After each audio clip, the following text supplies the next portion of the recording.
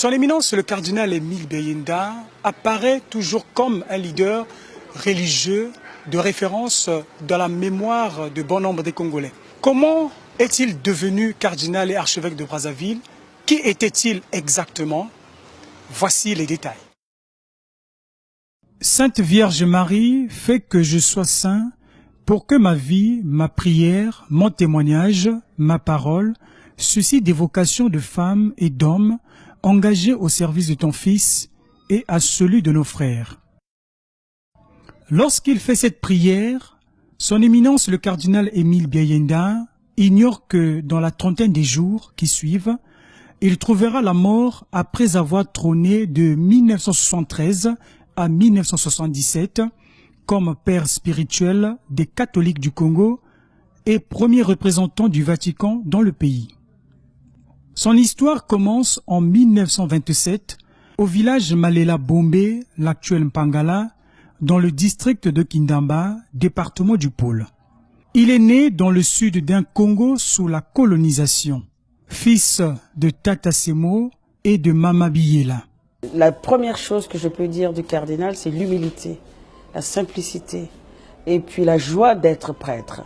La joie aussi de nous encourager à devenir des religieuses vraiment dignes de ce nom. C'était quelqu'un qui était humble, qui ne cherchait pas les grandeurs, parce qu'il y en a quand ils ont une fonction, ils le font sentir, mais pas lui.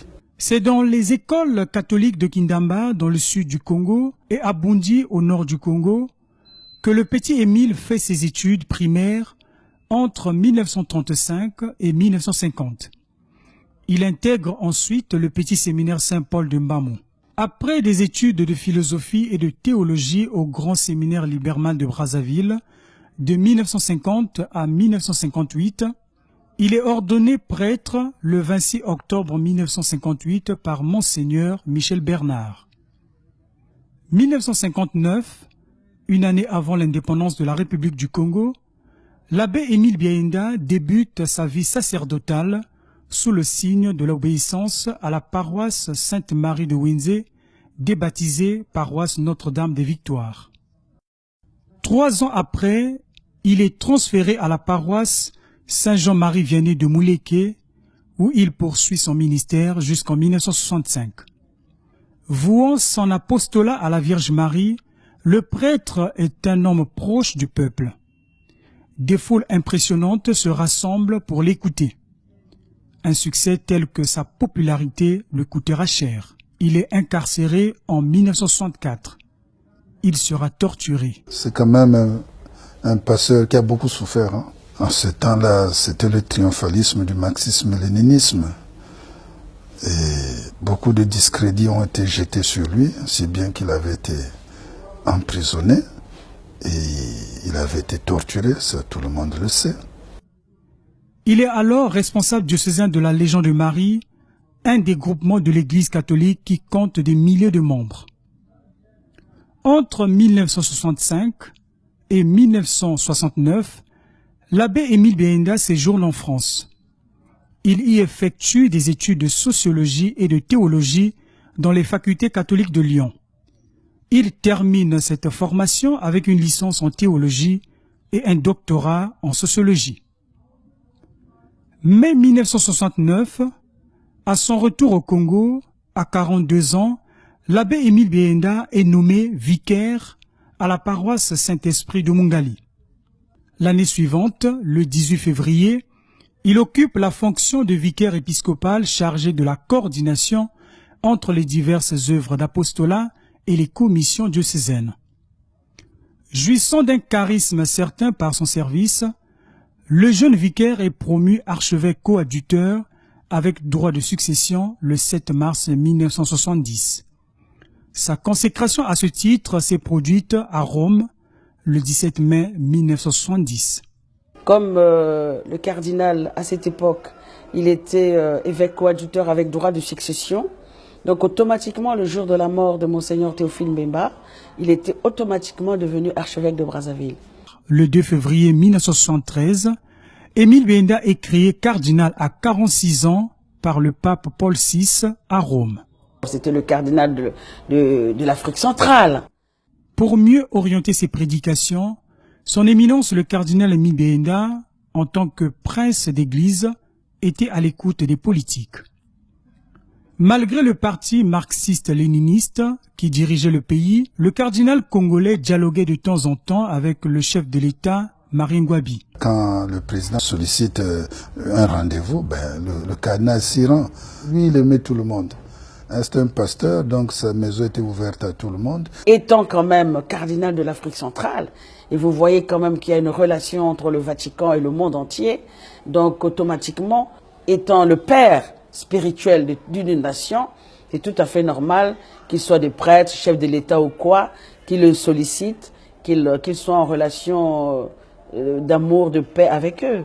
Et ça, c'est au niveau du monde entier de toute façon. La dernière fois que les deux personnalités se sont vues, c'était le 18 mars 1977, quelques heures avant l'assassinat du président. Les sœurs de Saint-Joseph de Cluny, qui sont à Javoué, leur école, qui était Patrice Lumumba, était nationalisée. On était venu leur dire qu'elles devaient aussi déguerpir. Les religieuses sont allées voir le cardinal, qu'on voulait les faire sortir. 3 religieuses, Monseigneur Badila et le cardinal lui-même, ils sont partis voir le chef de l'État. Et après cet entretien, le président leur avait dit que les sœurs resteraient là où elles sont, qu'il n'y avait pas l'intention de les faire déguerpir de là où elles étaient. Donc vraiment, c'était dans la joie et la paix qu'ils ont quitté le président, Marien Ngouabi. Quelques heures après, le président a été assassiné. Le dernier message, après la mort du président Marien Ngouabi, il avait écrit à tous les chrétiens, à tous les croyants, du nord, du sud, de l'est et de l'ouest, nous voulons un climat de paix. Exactement 4 jours après la mort du chef d'État, le 22 mars 1977 à 17h, le cardinal Émile Biaenda est enlevé à la cathédrale Sacré-Cœur de Brazzaville par des hommes en uniforme. À tous nos frères croyants du nord, du centre et du sud, nous demandons beaucoup de calme, de fraternité et de confiance en Dieu, Père de toute race et de toute tribu, afin qu'aucun geste déraisonnable ne puisse compromettre un climat de paix que nous souhaitons tous. C'est le message que laisse le cardinal à l'abbé Louis Badila lorsqu'il est emmené. Du 18 mars, où le président était assassiné, au 22, il y avait maintenant un bruit qui circulait. Vraiment, il y aura peut-être quelque chose de fâcheux qui arriverait au cardinal, parce qu'ils étaient avec les sœurs les derniers à aller voir le président. Il va être pris, on va l'amener, c'est tout ce qu'on savait. Mais personne ne pouvait penser qu'on allait arriver à un tel désastre ou un tel drame. Il y avait des gens qui allaient lui dire de quitter le pays, il y avait des religieux qui allaient lui dire de quitter le pays, etc. Mais le cardinal avait dit non, moi je ne peux pas quitter le pays, j'y suis, j'y reste. Et je ne peux pas laisser mon clergé, je ne peux pas laisser mes religieux, mes chrétiens pour fuir, je ne peux pas, j'y suis et j'y reste.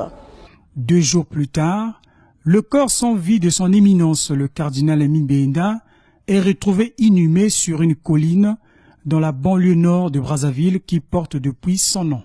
Ça a été un sentiment de révolte d'abord, un sentiment de révolte et des sentiments vraiment de tristesse. C'était des temps difficiles, il faut dire. Son corps avec toute la terre du Congo collée à son sang, c'est émouvant de voir cela. Moi, j'étais directeur à Mbamou. J'avais accompagné les séminaristes qui étaient venus en vacances ici à Brazzaville. Cette nouvelle nous parvient. Évidemment, c'est une nouvelle qui nous a déchiré le cœur. C'est moi qui m'occupais du linge sacré du cardinal, parce que nous étions formés, nous, par les filles de la charité de Saint-Vincent de Paul, que le cardinal avait fait venir pour notre éducation spirituelle. Vous pouvez imaginer, étant jeune religieuse, ce que nous avons ressenti. Je suis venu ici à l'archevêché. Et on était là devant la stèle de Monseigneur Ogouar, on faisait des réflexions avec les abbés Viendou. Vraiment, on dit, mais on n'en revenait pas, mais qu'est-ce qui s'est passé pour qu'un prêtre comme ça, un prélat, qui a tout un monde derrière lui, puisse être saisi comme ça et puis être tué. Donc on avait perdu non seulement un père, je peux dire le seul cardinal de l'Afrique centrale, un cardinal, un papa, enfin tout ce que vous pouvez décrire. Donc on était vraiment, vraiment bouleversés. Un leader religieux proche de la jeunesse, Émile Biaenda suscitera de nombreuses vocations.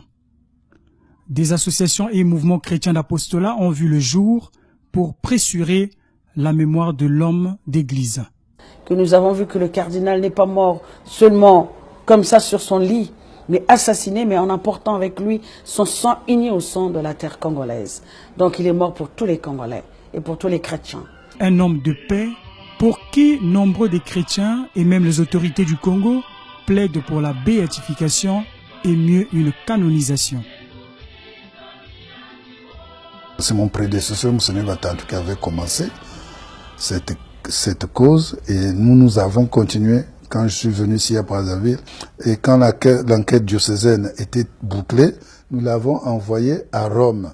Je crois que le travail était satisfaisant et en ce moment-là, ils ont nommé ce qu'on appelle le postulateur.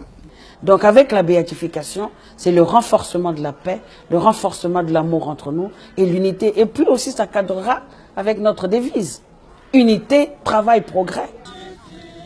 Régulièrement, des séances de prière, des pèlerinages sont organisés sur la désormais célèbre montagne Émile Béinda à Diri. Depuis une décennie, nombreux sont les chrétiens qui se rendent sur cette montagne pour prier et chercher la face de Dieu.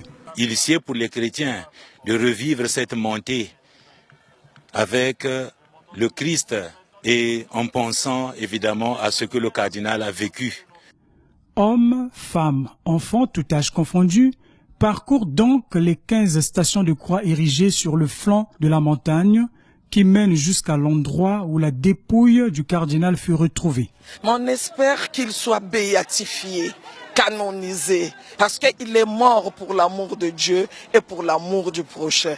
Donc ça a une récompense dans le ciel comme sur la terre. C'est ici, dans la chapelle de la cathédrale Sacré-Cœur de l'archidiocèse de Brazzaville, que repose son éminence, le cardinal Émile Béinda. Lors de sa visite dans la capitale congolaise, en février 2017, le secrétaire d'État du Vatican, Pietro Parolin, s'est incliné devant la tombe de l'illustre prince d'église. En hommage à l'homme, le grand séminaire de Liberman de Brazzaville à Kinsundi a été débaptisé Grand Séminaire Émile Béinda, là où il a lui-même suivi, dans les années 50, la formation qui débouchera sur son ordination en tant que prêtre en 1958.